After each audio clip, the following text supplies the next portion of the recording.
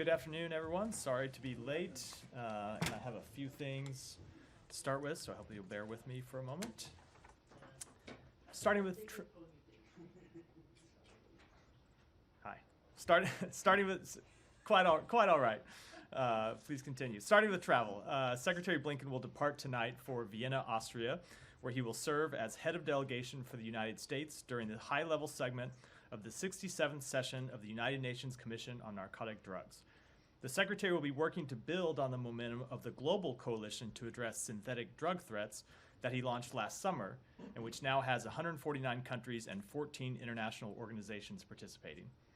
This administration has made it a top priority to address the fentanyl and synthetic drug crisis, and this will be the first time a U.S. Secretary of State has attended a meeting of the Commission on Narcotic Drugs. While there, the Secretary will emphasize that illicitly manufactured synthetic drugs and their precursors pose a threat not just to the United States, but to all nations. He will look to secure concrete commitments from countries to take domestic, regional, and international action to address synthetic drugs and their precursors, which are fueling the public health crisis both in communities across the United States and around the globe. Secretary Blinken will also meet with Austrian Chancellor Karl Nehammer and Foreign Minister Alexander Schallenberg during his time in Austria to reinforce our strong bilateral relationship. We are working together with the government of Austria to meet humanitarian needs in Ukraine and ensure the integrity of EU-Russia sanctions. The Secretary will then travel to Seoul to participate in the third Summit for Democracy led by the Republic of Korea. The summit will demonstrate how democracies continue to deliver for their citizens and organize to address the world's most pressing challenges. The Secretary will also meet with Foreign Minister Cho Tae-yul and other Korean officials to discuss a broad range of regional and global issues during his time in Seoul, underscoring the unwavering strength of the more than 70-year U.S. Republic of Korea alliance. From there, Secretary Blinken will travel to Manila to reaffirm our unwavering commitment to our Philippine allies. He will meet with President Ferdinand Marcos Jr. and Secretary of Foreign Affairs Enrique Manalo to discuss ways to advance economic and renewable energy development and promote peace and stability in the South China Sea. The Secretary's visit will also underscore the importance of our strong bilateral ties, which for 75 years have been critical to advancing our shared vision for a free and open, connected, prosperous, secure, and resilient Indo-Pacific region. Now, turning to Israel and the West Bank. Extremist settler violence carried out with impunity in the West Bank has killed, injured, and threatened the livelihoods of countless Palestinian civilians. This violence risks destabilizing the West Bank and obstructs efforts to advance a pathway to peace and security for Israelis and Palestinians through a two-state solution. There is no justification for violence against civilians, no justification for forcing families from their homes.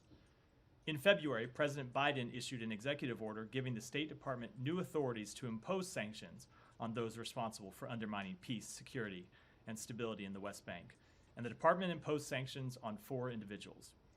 Today, we are imposing further targeted sanctions on 3 Israeli individuals involved in undermining stability in the West Bank. We have also designated 2 associated entities referred to as farms.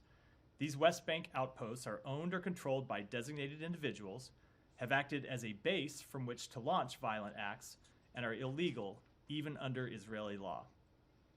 It is critical that Israel take additional action to stop settler violence and hold accountable those responsible for it, not just for the sake of the victims of this violence, but for Israel's own security and standing in the world.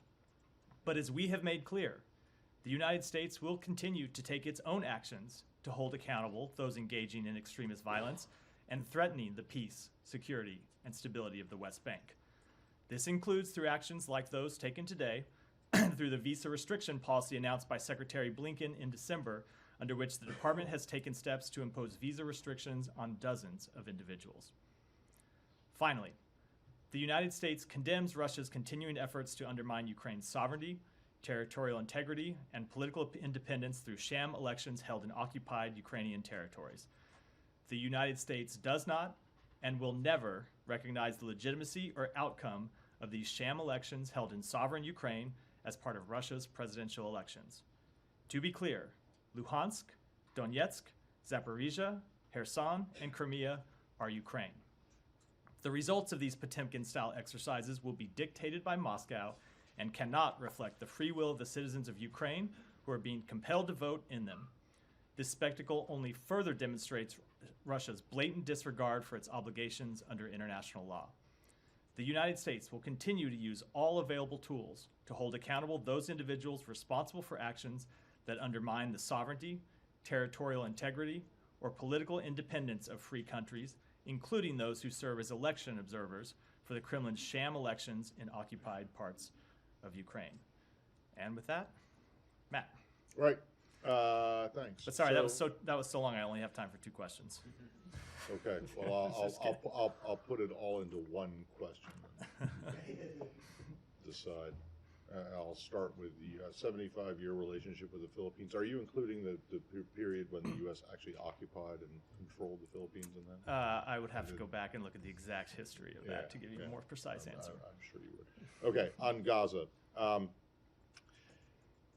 You have seen, I'm sure, Senator Schumer's comments. I know that you can't speak for the senator or any member of Congress. But is there a concern in the administration at all that these remarks are going to make it more difficult to deal with Prime Minister Netanyahu and his government? No, obviously Congress is an independent branch of government. I think the government of Israel understands quite well how the U.S. government works. They interact frequently, not just with members of the executive branch, but with members of Congress, including Senator Schumer, who has traveled to Israel a number of times over the years. And I'm sure that they fully understand that he speaks for himself. He's obviously someone we're in close contact with, but it's not a statement from the executive branch. Well, fair enough, except that there are members of the executive branch who have said roughly similar, if not exactly the same thing, over the course of the last several months. And so I think there is a suspicion out there that Senator Schumer was putting out publicly what had been being said privately. No, that is not the case. These are statements made by Senator Schumer, not by the Biden administration. Okay, so there's no frustration in the administration with Prime Minister Netanyahu and his government? Look, there are a number of things that we want to see Israel do differently. We've made that quite clear. I've said it from this podium, as you know, a number of times, and we've made that quite clear in direct conversations with the Prime Minister. But I don't have anything beyond that. Okay, thanks. Haiti? Yeah, okay? Sure. You told us Tuesday, Matt, that you did not have an estimate on Americans trapped on the ground inside the country. Wondering if you have any information now on Americans there. Also, if there's any plans to evacuate or otherwise help those who are. So I don't have an estimate of how many Americans are on the ground in Haiti. That's always difficult information for the State Department to have a precise number on, because most Americans, when they travel to a country, and certainly one like Haiti where we have close ties and there are people that go back and forth, they don't register with the United States. They don't register with our embassy to tell us that they are there. So it's impossible for us to know for sure. There are several hundred Americans who have registered to receive more information when we can provide it to them, and we of course do provide that information to them, but that's different than an overall number, which is as is the case in most parts of the world. We just aren't able to offer an estimate. With respect to your second question, we always plan for all sorts of contingencies, but no, we are not planning for any. We are not actively planning for any evacuation. And I would remind you and others that Haiti has been a level 4 country with respect to our travel advisors since 2020. So what that means is for 4 years, we have been telling Americans, do not go to Haiti. Do not travel there. It's not safe to do so. And for those who are there, leave as soon as you can feasibly do so without putting yourself at risk. So you don't anticipate, or put it this way, so no plans to evacuate as of now. Do you anticipate there may be some support for evacuation for those few hundred or however many there are? We will always provide information to American citizens that reach out to us when we can do so. For example, if there's information about the operations at the airport that becomes available, we'll make that known to Americans who reach out to us. But we are not actively planning for any evacuation, no. One last question, if I may. With the few $100 million of new aid money that's going to make its way to Haiti, does state have, I guess, guardrails in place to prevent any of that funding falling into the hands of these gangs that are now controlling the government buildings? So let me, just to be clear and to make sure I answer your question correctly, let me talk about the different types of aid and assistance that we are providing. So first of all, there is $33 million that the Secretary announced on Monday in humanitarian assistance that we are providing to help alleviate the humanitarian situation on the ground. And we always have guardrails in place. We always have monitoring programs in place to ensure that that money is used effectively.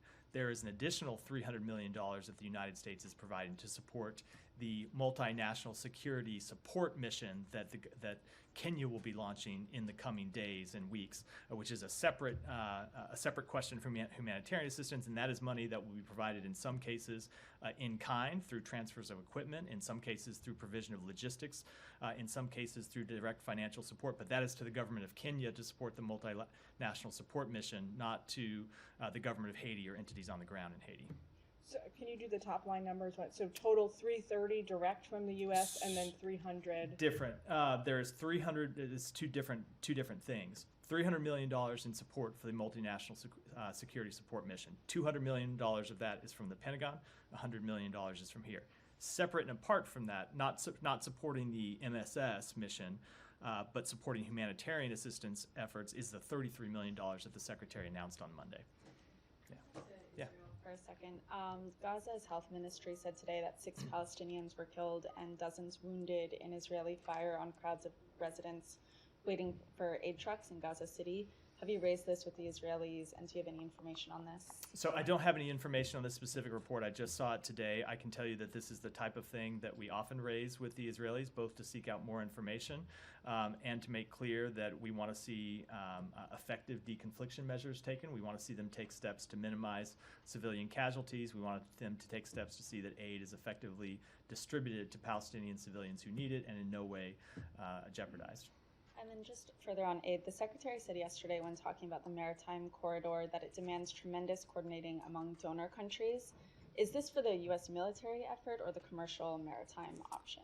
This is with respect to the effort the President announced in the State of the Union, the effort that we are launching with through the United States military and with which we are coordinating with other countries. And as you heard us say, we are working through what that will look like right now, and part of the purpose of the Secretary's ministerial meeting yesterday was to talk through exactly how we get that mission off the ground. And sorry, just quickly on the settler sanctions, what effect do these sanctions have on the farms? I realize it cuts them off from like the U.S. financial system, but like how will this impact their operations? So I won't speak to what the exact impact will be on their direct operations, but I can tell you how the sanctions will be imposed and how they will be enforced. So for both the individuals we sanctioned today and the two entities, any property that they have in the United States or in United States financial accounts is blocked.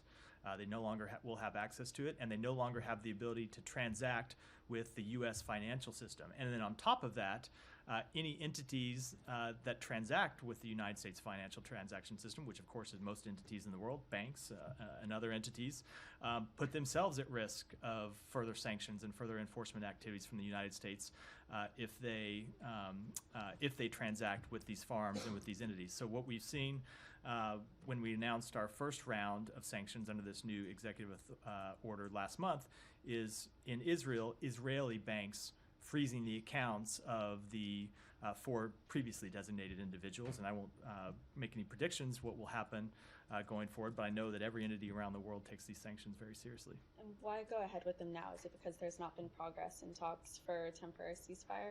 This is completely independent of the ongoing effort to achieve a temporary ceasefire and release of the hostages. We continue to pursue that. There continues to be ongoing work inside the United States government and with our partners in the region to try to achieve an agreement, but this work is independent of that. We have made clear for some time that we wanted to see Israel take additional action to, number 1, stop extremist settler violence, and number 2, hold those responsible for it accountable. And we made clear that if we didn't see sufficient steps, we were ready to take action. And that's why you saw us first impose visa bans in December. Next, the president issue this executive order in February, and now us continuing to add designated entities to the list of those that we have sanctioned. And I will just say, This is an area where we are going to continue to remain vigilant, and if additional actions are appropriate, we will not hesitate to take them. On Israel, thank you, Matt. I just want to follow up on something that Matt raised separately from Senator Schumer's remarks. There was this week released an unclassified American intelligence community assessment that indicated that Israel was likely to face lingering armed resistance from Hamas for years to come, that its military would struggle to secure the tunnel systems in Gaza, and it also said that the viability of Prime Minister Netanyahu's leadership and coalition may be in jeopardy. Do those assessments comport with this department's view of the situation? And if so, is the department going to reach for partners other than Netanyahu in its diplomatic efforts? So a few things about that. Number one, with respect to any assessment offered by the intelligence community, I'm going to defer to the intelligence community to speak to those. That's true here. It's true with respect to any other intelligence assessment that they offer publicly. I will say that we have always made clear to Israel that it is important that they have not just a short-term tactical plan or short-term plan to win the initial conflict, but that they have a long-term plan for dealing with the issues raised in this war, that they have a plan for governance in Gaza after the initial fighting stops, that they have a plan for security in Gaza after the fighting stops. Now, we have been working with Arab partners in the region to develop such a plan that would deal with security, that would deal with reconstruction, that would deal with a political path forward for the Palestinian people. And we have made it clear to Israel that these are incredibly important issues that they need to take seriously. And on the question of, first, let me just push you on the intelligence front, because the State Department has its own intelligence arm in INR. So did the assessment draw an objection from within this building? Was there a differing view from within this building? I'm not going to speak to internal intelligence matters. I never would do, and you shouldn't. You should. I know, but you shouldn't read that anything into it other than that's just a blanket rule that I'm not going to talk to that. Obviously, we coordinate with others in the intelligence community, but this is an assessment offered initially by the DNI, and I'm not going to speak to the internal deliberations that went into it. So you won't address the Netanyahu's coalition being potentially in jeopardy assessment either? I just don't have any comment on it from here.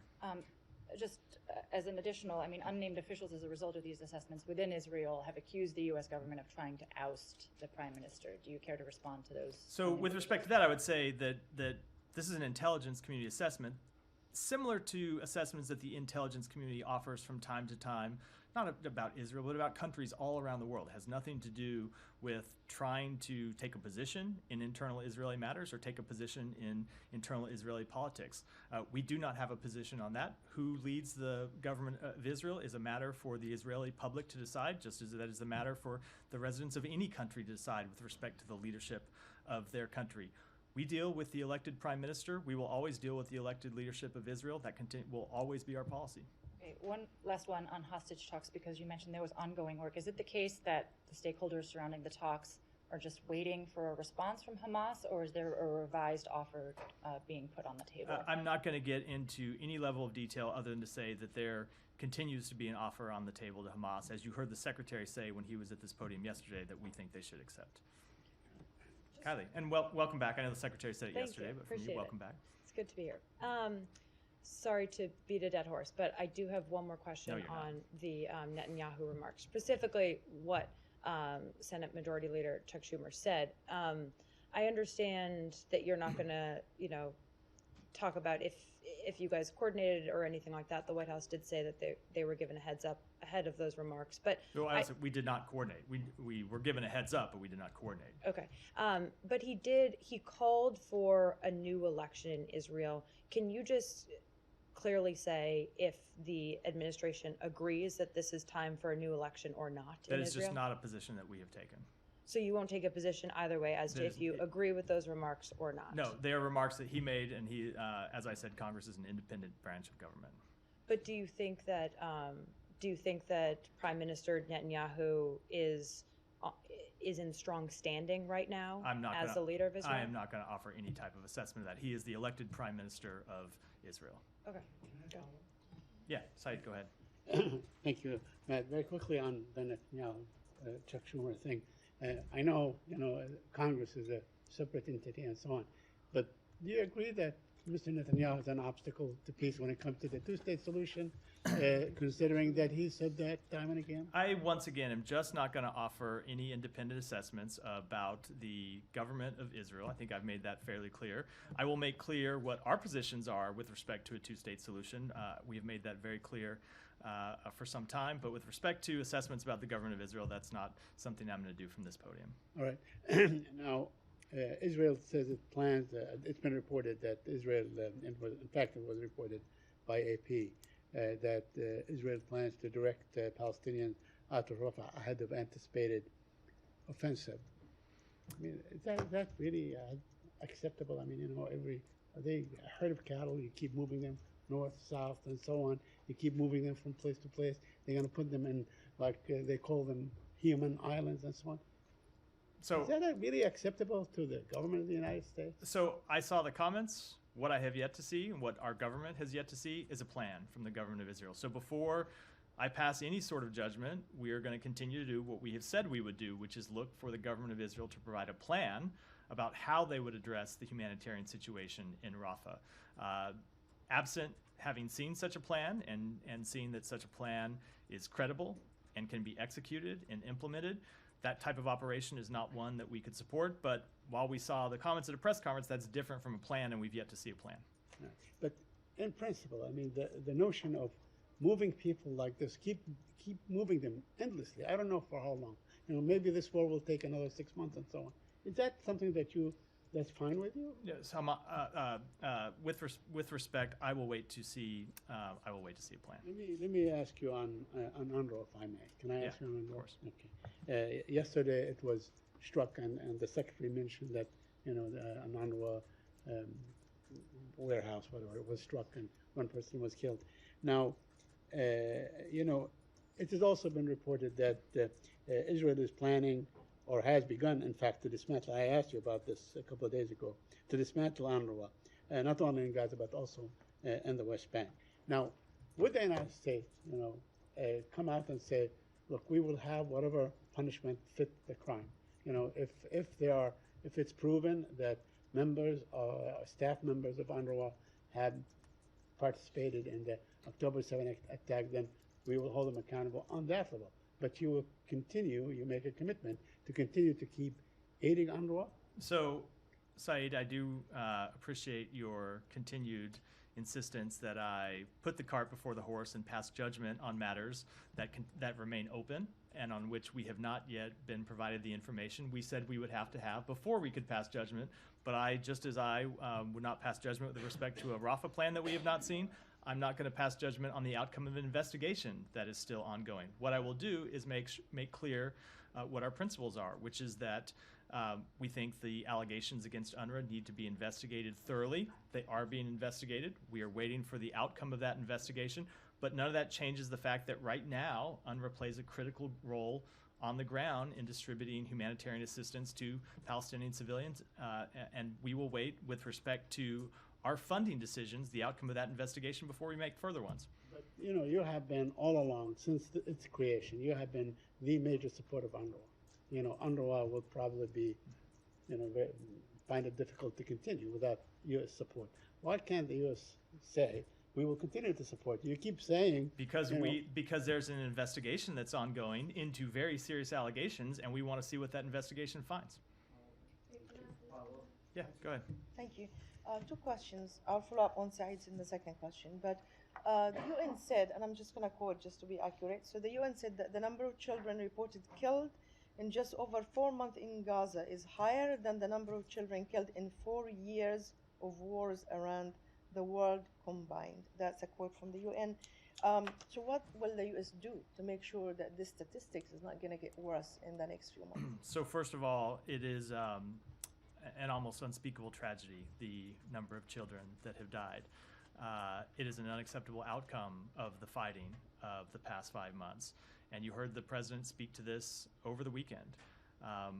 We don't want to see another child die. We didn't want to see any children die, obviously. And that's why we have been engaged with the government of Israel to make clear that they need to do everything possible to minimize civilian casualties, and why we have made clear that with respect to any operation in Rafah, we need to see a credible and executable humanitarian assistance plan before we could support one going forward. Okay, on UNRWA, correct me if I'm wrong, but basically the U.S. is holding any funds or resuming the funds until the results of the investigation is concluded. Is that correct? That's correct. Okay. According to my information of talking to UN officials, they're saying basically that Israel never provided an evidence to show these 12 members are involved. And therefore, as long as Israel does not provide this evidence, the investigation is still open and can be open for years to come. So in a way, they indicating could be a political, actually, accusation more than an actual one. And even if it's an actual one, it can be political. So where do we go from there? Because, you know, following up with everything else that was said, UNRWA was created to cater for Palestinian refugees only. And the Israelis has always showed their contempt to UNRWA. And now they're saying that 12 members were involved without giving any evidence. My understanding is they give only orally they convey the message, but no evidence. There's a few things about that. So, number one, I can't speak for the United Nations with respect to its investigation. Only they can do so, obviously. But they have communicated directly to us that they have the ability to conduct a thorough investigation in this, and we have confidence in their ability to do that, especially with respect to the former French foreign minister with whom Secretary has a long-standing working relationship. We have confidence in their ability to investigate these allegations. But second of all, and that maybe even more importantly, I think you have to remember why we made our decision to pause funding in the first place. It was not because of allegations that the government of Israel brought to us. We hadn't heard from the government of Israel about these allegations. It was about allegations that UNRWA brought to us. And when they brought us these allegations, they told us that they had investigated them and found them to be credible, and that's why they had taken action to fire the employees in question. So I don't know what your sources refer to with respect to the inability to get further information, but when we made our initial decision to pause funding, not a final decision, but initial, it was because UNRWA had come to us and told us they found these allegations to be credible, they had conducted an initial investigation, and they had taken action. So that seemed to be us to be a pretty credible source. Not allegations from Israel, but UNRWA itself saying the allegations were serious enough to take action. But with respect to the ongoing investigation, we do have faith in their ability to get to the bottom of what happened. Sure, I really appreciate it. Just like finally, I really want to get to the bottom of this because, again, my understanding that UNRWA reported as a credible information just because a member state of the UN, which is Israel, reported it, not because they found a credible evidence. That is not. Because they are a member state and they have to investigate. That is not what was communicated to the United States when they first brought it to us. But let me just come back to a broader question, which is something Saeed said, which is the United States has been the largest funder of UNRWA since, I don't know if it's since the beginning, but certainly going back for decades, we have been the largest funder of UNRWA. We are the largest funder of humanitarian assistance to the Palestinian people. That commitment on behalf of the United States to continue funding humanitarian assistance remains, and you can count on it from this administration. And you don't just have to look at my words standing here at the podium. You don't just have to look at what Secretary Blinken said when he was here yesterday, but look at the budgets that President Biden has submitted to Congress. In the supplemental budget that is pending right now in Congress, we have requested billions of dollars in humanitarian assistance that would be used to deliver food and water and medicine to the Palestinian people, and that's because we believe it's important. In the budget that was request that was just submitted to Congress on Monday by this administration, we requested billions of dollars in humanitarian assistance to deliver items to the Palestinian people that they